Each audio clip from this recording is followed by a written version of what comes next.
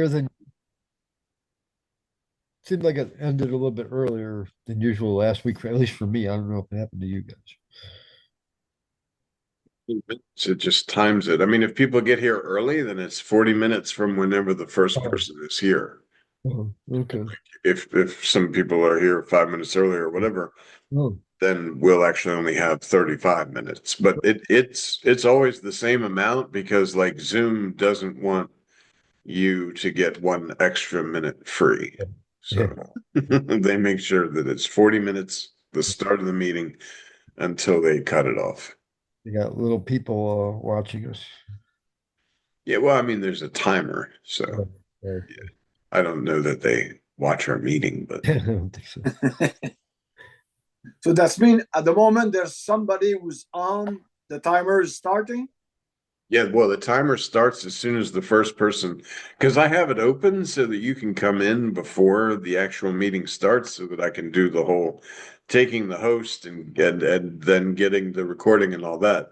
So it has 40 minutes from like if you were to have been here 40 or 36 minutes ago, we'd only have 4 minutes and Okay. turn us off. Okay. Good thing to That's know. good to know. Yeah.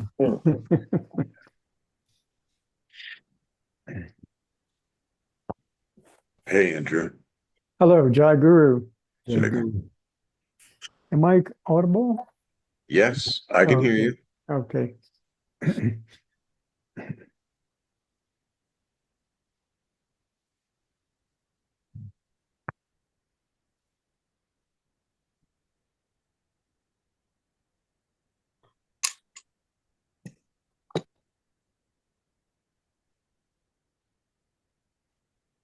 I do kind of wonder, do we still have many people watching this on like YouTube and stuff?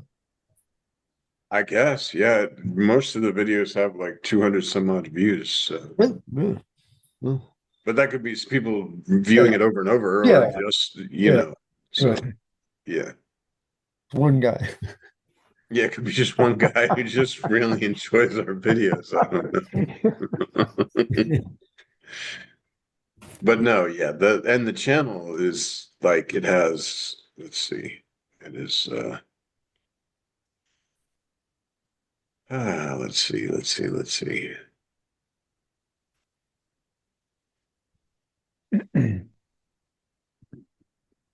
Yeah, the YouTube channel has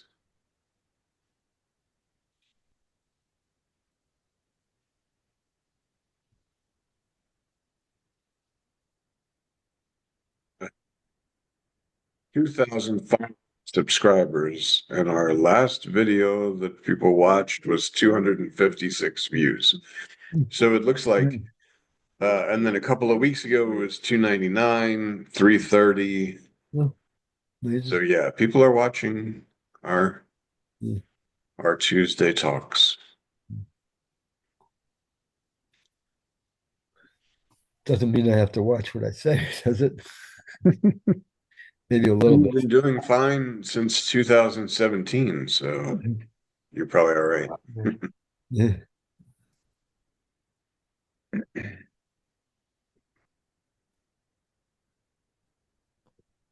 Since 2000, March of 2017, so 7 years. 7 years. Gee whiz. It's amazing. Indeed. Well, again, even from last week, I woke up this morning, or no, that was yesterday, I guess, or no, this morning, and I noticed. Well, it's happened to me once before where I didn't see. I saw that sleep without dreams in the waking state, where it was a flash that there was no difference between the two states. It seemed it was, but it's just a flash. It was like very spontaneous. It's not like something I know, because now I'm saying it in words, but and then I was contemplating about that and recognizing that dreams are strictly images. That's all they are, which would be the same thing as everything else, I guess. Just images, which Even right now, the only way you know it's a waking dream is because body is available. Yeah. There's body. So body is giving you this concept of a world. Yeah. And for some reason, uh,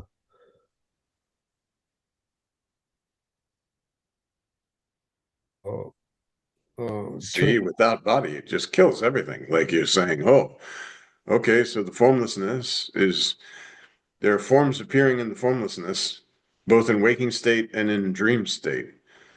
And yet the formlessness is not changing. right. It's always when I recognize that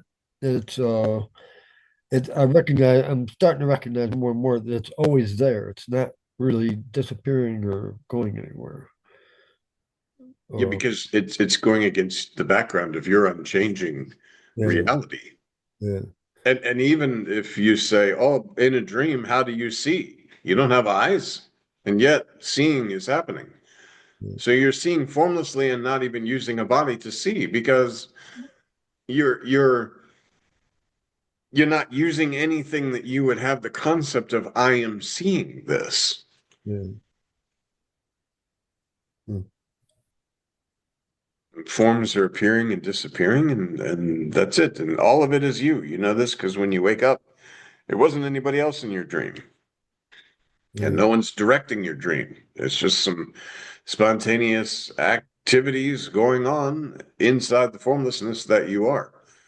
So then when you know yourself in a real sense, this whole waking dream is spontaneous activities going on inside the formlessness that you are. And sleeping and waking are concepts within that formlessness.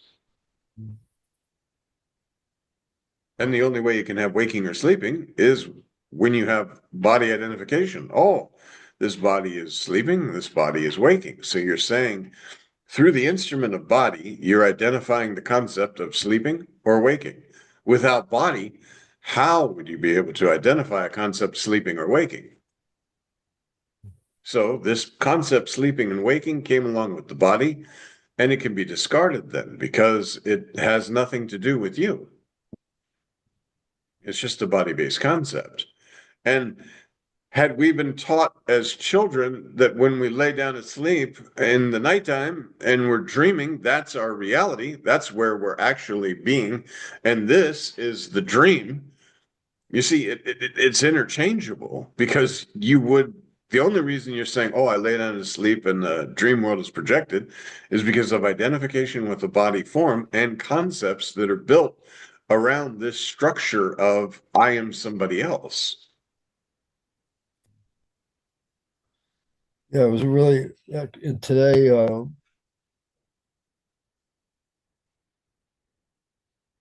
Actually, Keith is not here, and that and I was really getting the sense of what you're saying when you say there's no other. It was really that was actually really um, I don't know, it's imprint or whatever.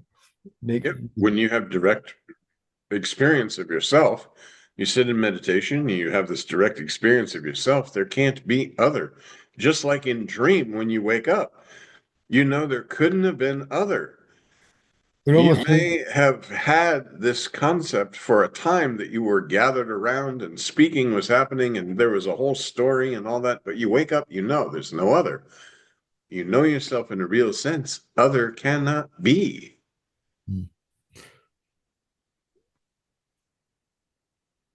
And this you don't need to say, it's just immediate recognition.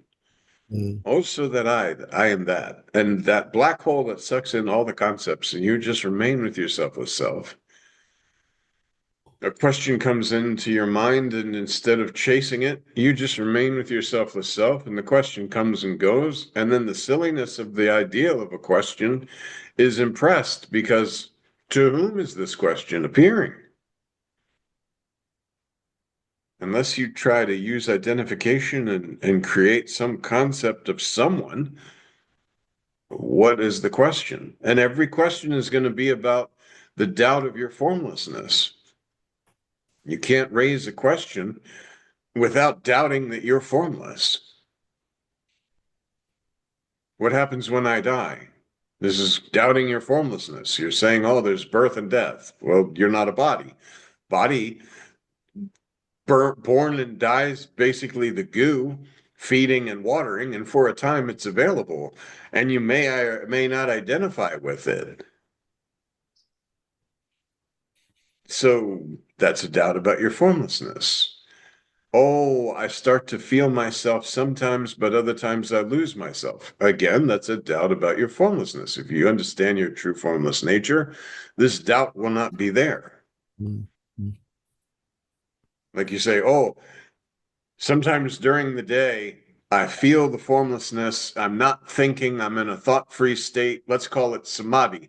Throughout my day, I'm in samadhi. But then something happens and I drop out of this. Yeah. No, this is doubting your formlessness. This cannot happen. You don't change. All the changes occur within you. No changes occur to you. Just like space. Space can have a football game or a war. Space is not affected.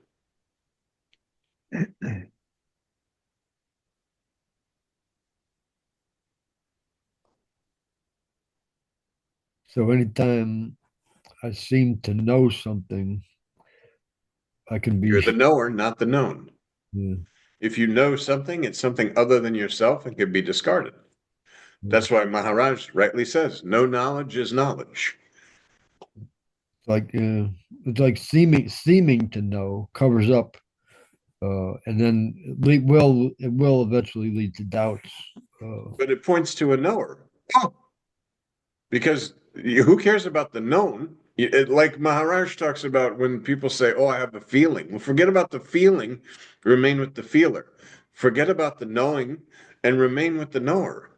Because, of course, you were there for something to be known. You were there for this knowledge of existence to have appeared. If you were not, then the knowledge of existence would appear to who? It could not appear. You're timeless, birthless, deathless, ageless, formless, whatever you want to call, all in negatives. Because everything you say that's positive about yourself is a concept. Yeah. It's added on, a layer on your presence, as Maharaj speaks about. Sometimes the word secondary comes to mind. It's a secondary. Don't forget this word secondary. Mm. No second, no first. As soon as you have a first, there's a second. You have to start counting. Oh, Yeah. something other than myself, the first thing.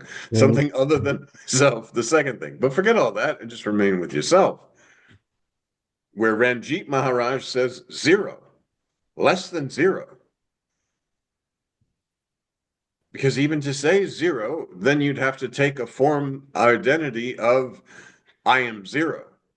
But there's no need for this. You're prior to the words, you're prior to the concept of zero, and you're prior to everything. So anything is just a layer on your presence and just needs to be removed by remaining with your selfless self and not allowing the attention to wander out into the wilderness of concepts. Because once you trust any concept and say, oh, this concept is valuable. No concept is valuable. But as soon as you say, oh, this one is valuable, it helps me remain with my selfless self. What? Yeah.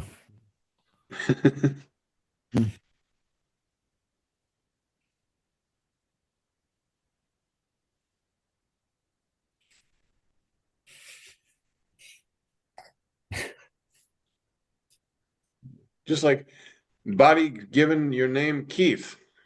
You don't have to say, oh, well, how do I remain as Keith? You know, when I go, if I go and order coffee, I need to order my coffee as Keith. I have to sit there and think, who is Keith and how does he order his coffee?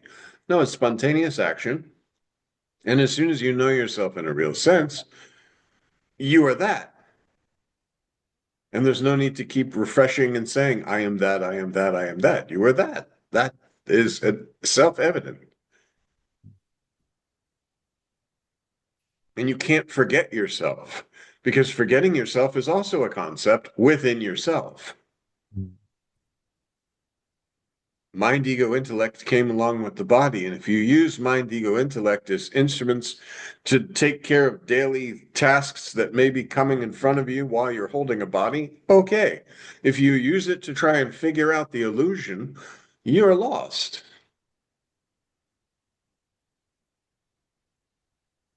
That's why if you sit there, you say, oh, Nettie, Nettie, I am not this. I am not this horse. I am not this tree. I am not this plant. If you know yourself in a real sense, it eliminates all of this. And back to the very basics beginning, as you said, people are listening to the video. So if you're listening for first time, very basic beginning is sitting for meditation. There's a feeling, just die, just die. I without anything, a subtle, subtle, subtle presence. Attention goes there. As your attention remains with presence through meditation, you can shift your identification to, well, presence is there. I'm more like presence than I am body. Or, as Sri Ramakant Maharaj says, if at all you want to compare yourself to sky or space. So I'm going to compare myself more to this subtle sense of presence. Now, if I'm identified with presence, I know body cannot be, because presence is formless. Obviously, you're sitting here, it's just this subtle, subtle, subtle, formless sense, as if the space was alive. Oh. So everything that's occurring within is not myself. And now, after some more time in meditation with attention focused on just this subtle presence, and the more attention, it's selfless self-intoxication, you start to feel this presence more strongly. And that is only because you're not identifying with a body and you're not caught up in the body, mind, ego, intellect. You're more just identified with this subtle sense of presence. And as Nisargadatta Maharaj rightly says, it will reveal all the secrets, because the more you remain identified with this sense of presence, a very subtle understanding, I know this presence. There's a knowing of presence. Whether presence is or is not, the knower of this presence very much is. And I don't need to try and identify the knower of that presence, because that is a self-evident remaining here.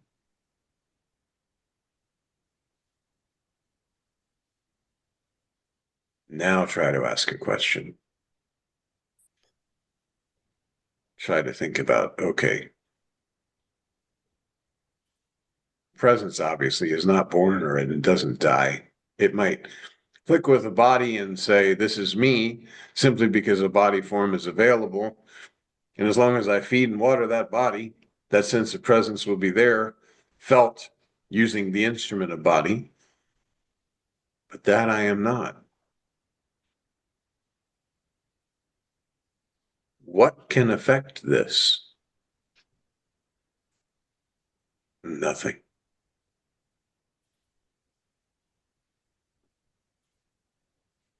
And now this is where that selfless self, your Atman Navida Bhakti, I think it's called, where you're answering the questions automatically, spontaneously, because they're dissolving within you. Then it's not a trick. It's a reality that is self-evident. And if you even try to say, okay, let's remove this. How? This concept of removing is not there. The concept even of attention is not there. Attention appears on your spontaneous presence.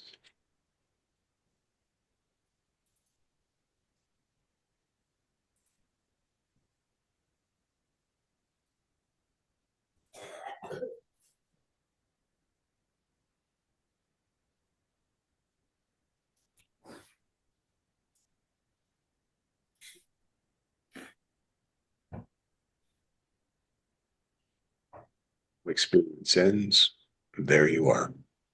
Except your selfless self, there's no God, no Brahman, no Paramatma, no Master. Nothing is there. Not the concept of nothing, the absence of everything.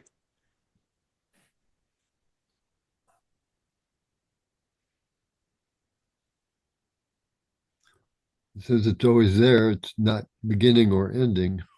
And not it and there. Yeah. You. Yeah. Your reality. You are reality, not your reality, my reality. Yeah. Right. You are reality. Ultimate truth, as Maharaj says.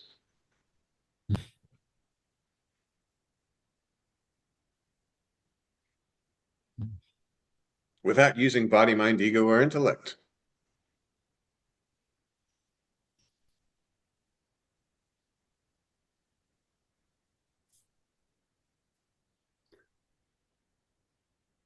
Does that well, does that change the relationship with body pain? I suppose. Body pain, physical sensations. As long as you're holding a body, like we talked about with the five elements, as long as you're holding a body, there's a disturbance in the five elements. This will be felt, impressed, but you know it's not you. I just read, I forget which book it was. You don't take it personal. You don't take it personal, I guess. Well, I just read, I can't remember which book it was because, you know, consciousness and the absolute and prior to consciousness have all come out on Kindle now. So I've added that into my morning readings. And one of the things that was said in one of the books, and I'm not sure if it's even one of those, but was that a guru said to eat without using your tongue and to carry something without using your hands and all this sort of thing. And the disciples were like, oh, it's okay. It can't be done. But it can be done if you know yourself in a real sense. You are not drinking. Yeah. The book was Ultimate Accomplishment. There you go. Okay. Good, good, good.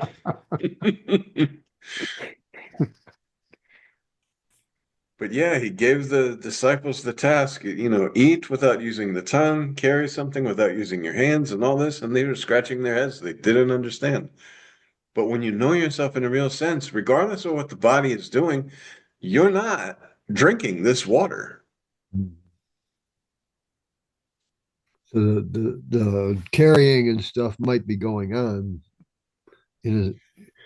as far from the body perspective, but Well, again, it's the energy, like they talk about the energy with the elephant.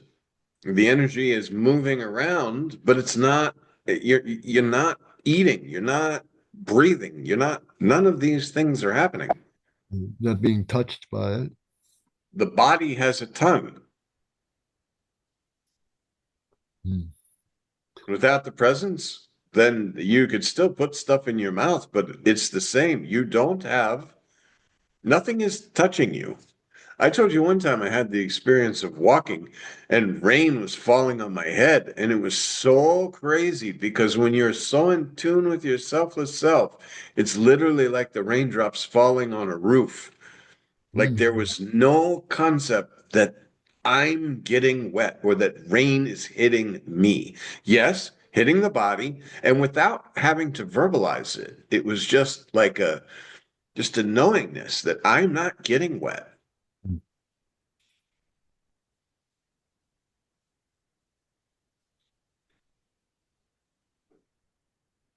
So even if you're drowning, it's not me that's dying.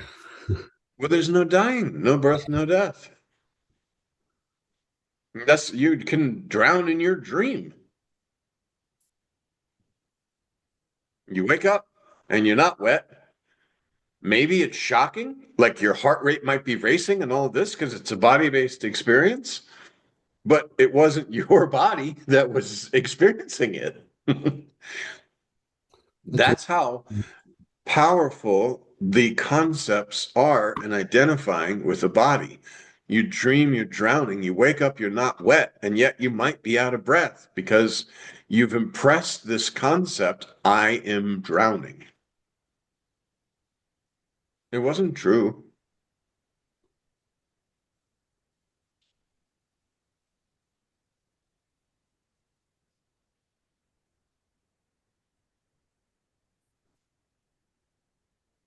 That's where, even though I could say it's not feeling it as much now, but earlier today I felt that there was no Keith.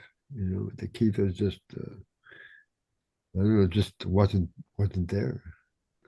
Yeah, Keith is held together by a whole bunch of concepts that have to be believed in with identification with the body. Otherwise, it's the sticky note or the hook with not nowhere to hang the hook. You can't put a hat But on there this was, wall with but no I, hook. yeah, but I was still aware that there was no Keith. But Well, and this doesn't even need to be mentated and saying there's no Keith. There's just a flow.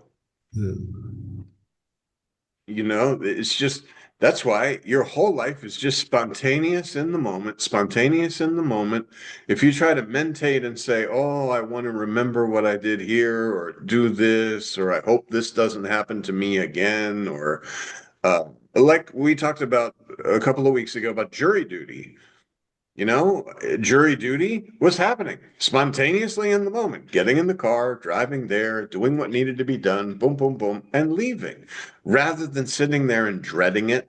Or even like the lady was saying, a lot of people will try and get out of it or call and cry and moan about not needing to be there and all this sort of stuff. But it's a spontaneous action in the moment and it's finished. I And guess I could see where somebody would imagine it could have something to do with some imaginary karma, but still, it's like, karma for who? yeah. If you're formless, you've never been born, then what was your first birth karma that was given to you, that was passed on to you? How? You're not born. You could say within the illusion, karma, instant karma in the moment, just like in your dream. If you smack somebody in your dream, odds are there's going to be consequence, even though it's not true. Don't some of the masters say that you are somehow creating your own reality, like in the moment or something? Well, but it's not like creating like a Hollywood studio, just like the It's spontaneous. dream. It's a spontaneous, just scenes appearing and But then, disappearing, and you're is it not based? there. Is it based? Okay, you seem that would be in the realm of what seems to be, because there's associations in the mind that will say, well, this experience that I just had is associated with the experience I'm now having, which wasn't just But if you're not identified, then all of this, you don't have this. There's no, how do you identify with the mind and say the experiences that I'm having if you're not there? Again, keep your wall without a hook and try to hang the hat. You cannot. If you put a hook there, you could put a hat, you could put a coat, you can put a coat and a hat, a scarf, but then shoes, whatever, but it'll all go away. no hook, no nothing.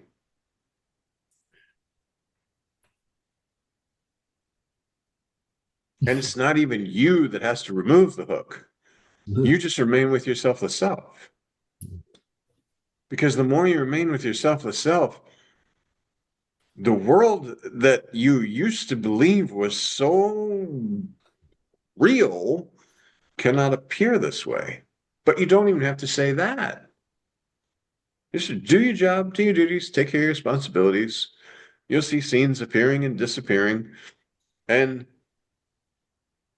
there won't be a, this is my life that I'm living.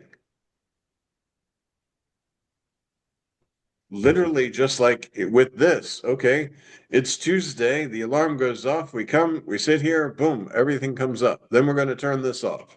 And then between now and the next Tuesday or the next, 2 weeks or whatever, all these spontaneous activities are going to be happening. And then, boop, here it will be another spontaneous activity happening again.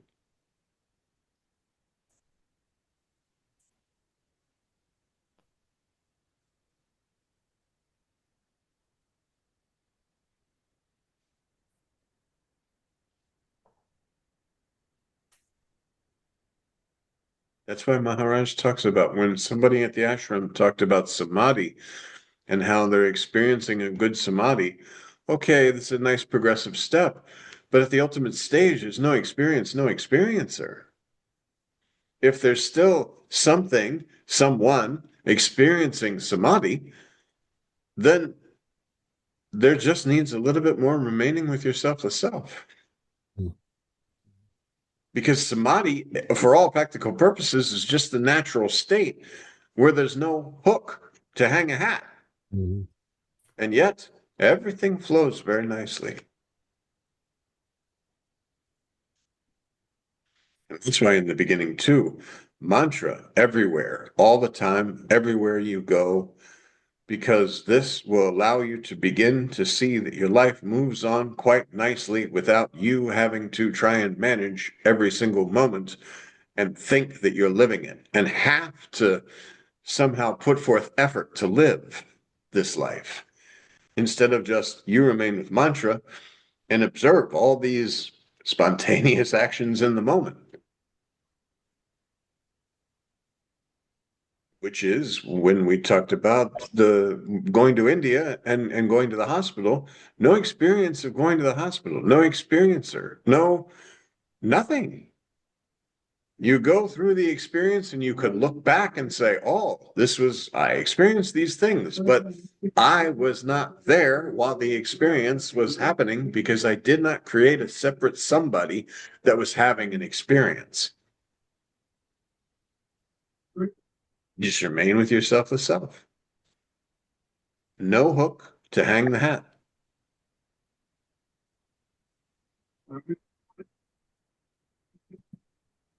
I don't know if you all can hear that. That's the high school across the road here. They're having a soccer game. So there's like loud speaker soccer game. Oh. And I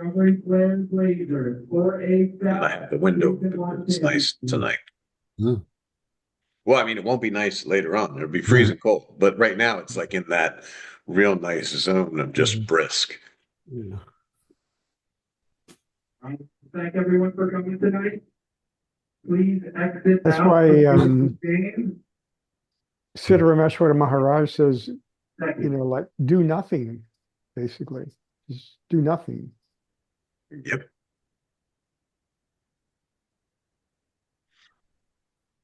Doing is moving away. Taking ownership of the doership. No. Spontaneous actions in the moment.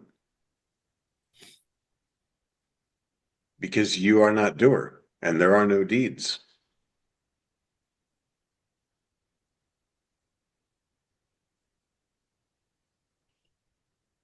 Which goes back to tasting something without having used the tongue. Eating something, holding something, but you're not holding, you're not eating.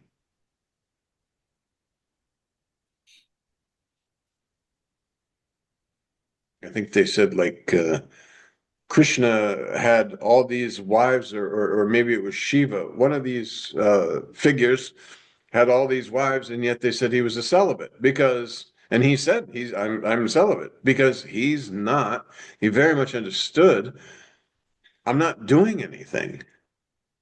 The you that you are, it's not possible to do anything. And that doesn't mean you can just go roaming freely, robbing banks and doing all this kind of stuff in the illusory existence. Because when you know yourself in a real sense, this egoistic kind of non-doership where I'm not doing doesn't exist. In practical spirituality, Maharaj always would say.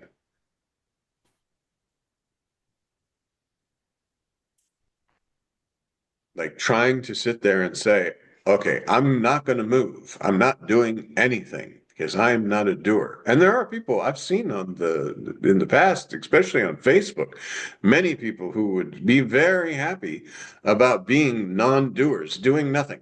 I do not have a job. I'm just here at this ashram and I do nothing. Mm.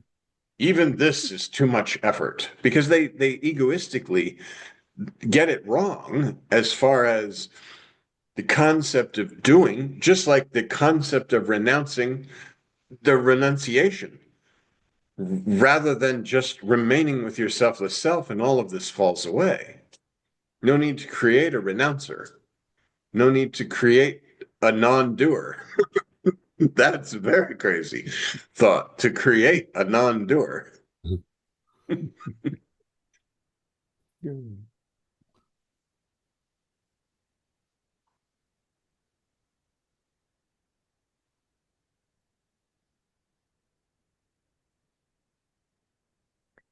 That's like Krishna told Arjuna that he would fight in the war, even though he didn't want to. He said he wasn't going to fight. It was just he would. It was just his nature or the way it would happen. Yes. He was just doing his duty without taking the ego